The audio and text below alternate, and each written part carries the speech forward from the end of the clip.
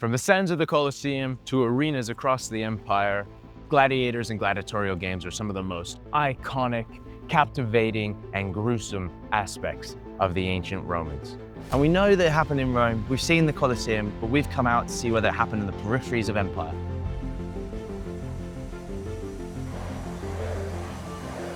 It was an all-day event that demonstrated the empire's power and reach.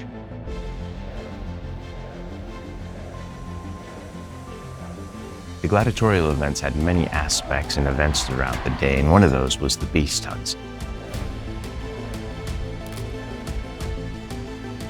This is the only known surviving piece of Roman gladiator equipment found in Britain. It's an incredibly rare artifact of the helmet of a gladiator combatant.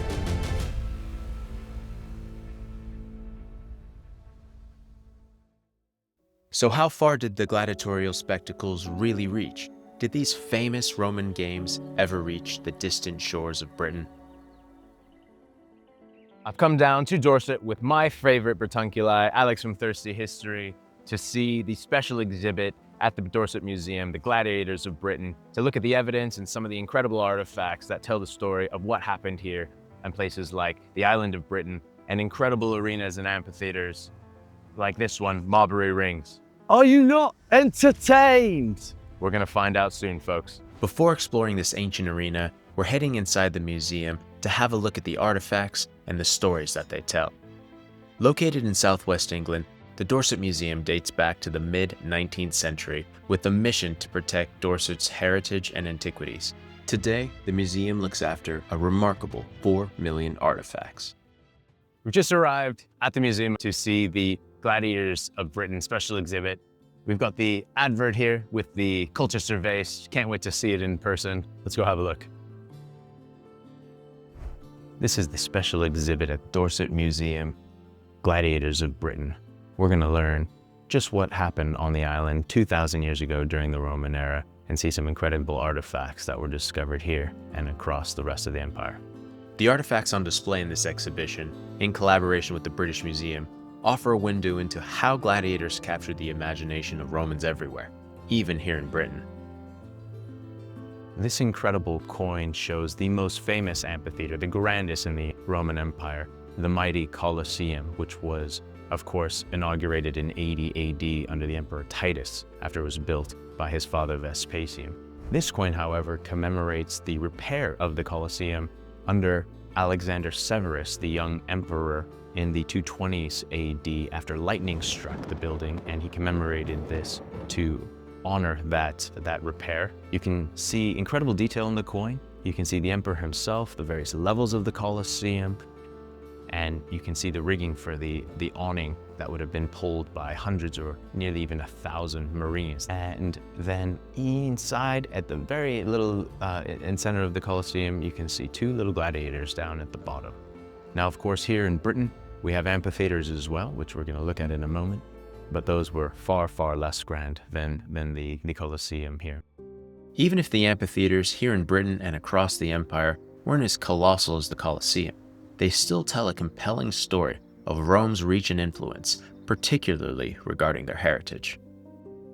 The gladiatorial games in the amphitheater were something that was very uniquely Italian, adopted by the Romans from the Etruscans that initially started as funerary games. This spread across the Mediterranean and the broader empire as the Romans incorporated more and more territory. This map here shows, just in Britannia, the various different amphitheaters that have been discovered so far. Some are still lost. Even the amphitheater in Londinium, in modern-day London, wasn't found until the 80s, and it's under the Guildhall, and highly recommend having a look at it.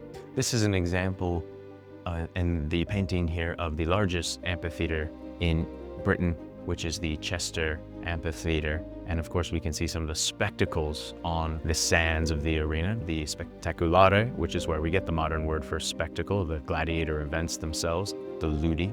The word arena that we have today actually comes from the Latin word, which means sand. But if you speak Spanish or another Romance language, you probably already knew that.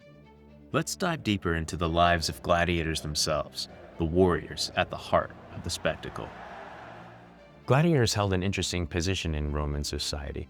Typically, they were slaves, as you can see through the chains here, that were either criminals or prisoners of war, but sometimes freed men would also join and become a gladiator. And they were highly, highly skilled as they would train at the ludus and put on the events, the ludi, the spectacles that of course we talked about.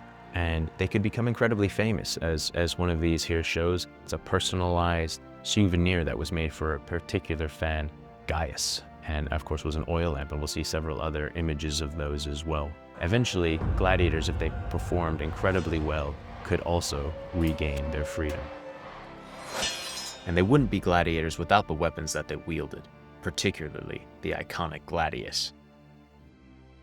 The word gladiator actually comes from the Roman word for sword, which is gladius, which was a short sword that was from Hispania, from the Spanish tribes. And there's a beautiful sword that we have here on display in the museum as well. One of the most remarkable artifacts on display in this exhibition shows a gladiatorial event from here in Britain, capturing the moments of battle forever. Discovered 170 years ago, the Colchester vase is one of the most important artifacts found in Roman Britain, and particularly one of the most impressive pieces of pottery that we have. This shows 3 different gladiatorial scenes that happened in the arena. The first with a dog chasing a hare, as well as stags. On the side closest to me, it shows a beast hunt, an event that would happen in the morning during the games. And we have actually, in this case, 2 named individuals, Secundus and Mario, who are taunting, hunting a bear. It's unclear if the bear survived or if they were a part of a trio that would put on this act many times. Unfortunately, we don't know the name of the bear, but it is an incredibly kind of brutal scene, as well as beast hunts were one of the things that particularly the Roman aristocracy really enjoyed, and they put that on here in the games as part of the spectacle. But the main event on the vase, which was the main event during the day at the games, is the gladiatorial match that you can see. This also has 2 named gladiators. We have Memnon versus Valentinus, who are fighting 2 different gladiators, one heavy and one light. And it was actually Memnon's, we believe, perhaps 9th fight, which is inscribed with 9 here on it. So he seemed to have been a veteran of the arena. And unfortunately, Valentinus was in the most desperate moment, putting his finger up for submission. It's unclear, however, whether he was shown mercy and survived to the next match. And of course, it wasn't that every time gladiators fought, they would be killed, because somebody would need to be paid recompense for that, the owner of the gladiator, for the ludus, which would have been paid out by whoever put on the games. New research also suggests that the names were inscribed into the pot before it was fired, so it's believed it was actually made to commemorate an event that took place in Roman Colchester, making it really important evidence for actual gladiator events that occurred in Roman Britain. And there's another enduring mystery to discuss that captivates everyone from scholars to Hollywood scriptwriters. One of the most iconic images of gladiators from cinema is the famous thumbs up or thumbs down, as portrayed by Joaquin Phoenix when he played Commodus in Gladiator. And this would denote whether or not the gladiator would receive mercy after putting up his finger for submission, as Valentinus here on the Colchester vase did. And there's still debate, however, among scholars as to whether it was thumbs up or thumbs down that meant the gladiator would receive mercy and have another opportunity to fight in the arena. But for Valentinus here, we will never know. Gladiators came in a variety of different types, as we saw on the Colchester vase, each with a distinct style and fighting strategy. These are the 5 various different types of gladiator classes from Roman Britain that we are aware of, and I know for me at least, I would have preferred to have been, I think, a bit of a heavier class, like a Mamillo type gladiator. But what about you, Alex? What would you have been? Not a chance of mine going anywhere near the Rotarius. And you saw Valentinus on the pot. He's already surrendering. He has his first fight against a veteran coming in like this, like a tank. No way. Nets are not for me. Nets are not for you. So would you have been a Thrax or Provocateur in the helmet behind us? I'm looking at how much armor and shield ratio. I'm going as much as possible. And I'm certainly not turning up with cutlery. That would have been my class as well. Yeah, I think the Mamillo class is my favorite. Certainly not nimble me. And one of the rarest finds from Roman Britain comes from an actual piece of gladiator gear. It's an extremely special piece that we have here, and one of the highlights of the exhibition. This is the only known surviving piece of Roman gladiator equipment found in Britain. So it's an incredibly rare artifact of the helmet of a provocateur class, heavily armed gladiator combatant. It has several characteristics that show that it was likely a gladiator helmet, like the brow ridge and the riveting that would have been used to attach the face shield that you can see here. So it would have been an incredibly uncomfortable piece of equipment and quite heavy as well. So it wasn't necessarily used for practical defense, but more of a spectacle, as the Romans loved as part of the gladiator games. And scientific analysis has shown on the metal that it was actually tinned and would have shined to really enhance that incredible exaggeration of the event itself, and is an incredibly special piece that we have and one of the highlights of this Gladiators of Britain exhibit. The gladiatorial spectacles was more than just the duels of the gladiators themselves. It was an all-day event that demonstrated the empire's power and reach.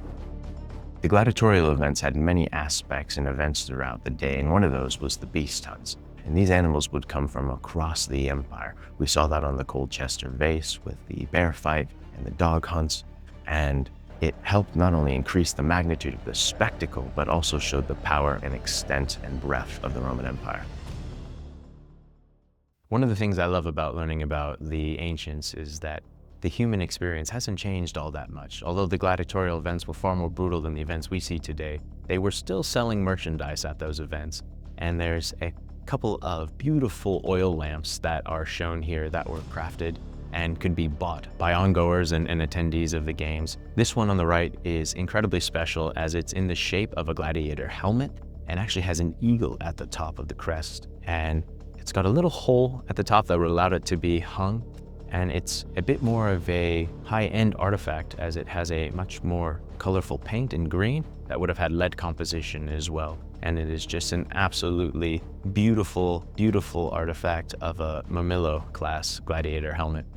Now that we've had a look at gladiator styles, equipment, and even ancient merchandise, it's time to have a look at a remarkable amphitheater where these events took place, built atop even more ancient history.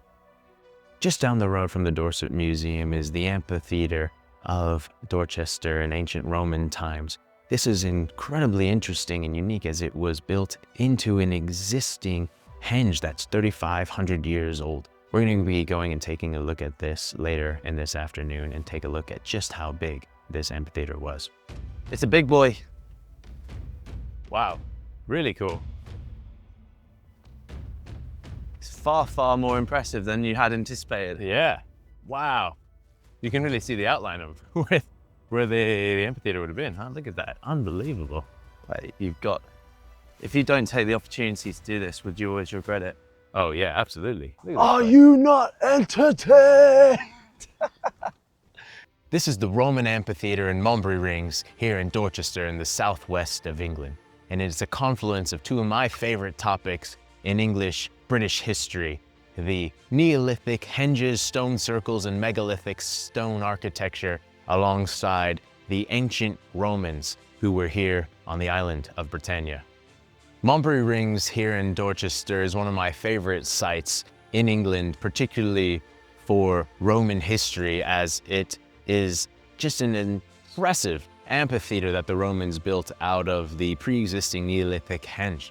The arena floor would have been roughly 50 meters for the sands of the amphitheater, but you can see, based on the height of the walls here that the Romans built up from the Neolithic existing architecture, is just stunning. It would have sat something like 10 to 12,000 spectators, which would have been much more than just the population of the city itself, suggesting that people from around the area would have come to visit the games here. And as you can see, it's just a lovely, lovely sight as we're here at sunset. That's free to visit, and one you must see in the southwest of England if you are a fan of the Roman history, but also the Neolithic history as well. As the sun sets on Maumbury Rings, it's clear just how deeply Rome's legacy lasts on the island of Britain, and how its civilization and gladiatorial events still captivate us over 2,000 years later. Thanks so much for joining us as we explored the special exhibit, the Gladiators of Britain, here at Dorsett Museum. We really appreciate the museum having us down. Hey, Dad, can we try on the kit, please, now? I guess it's time to try on the kit before we get out of here. Let's go. Thanks, everyone. We'll see you next time. That's cool.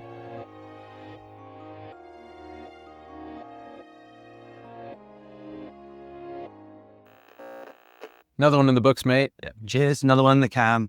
Great weekend. Thank you for having us, Dorset Museum. Absolutely great time at the Gladiators of Britain exhibit. Maumbury Rings, the Henge and Roman Amphitheater, and of course the Roman townhouse as well. Be sure to schedule a meeting, and looking forward to the next time down, and of course the incredible artifacts there. Now we're on to the thirsty part of this excursion. Let's go. My time now.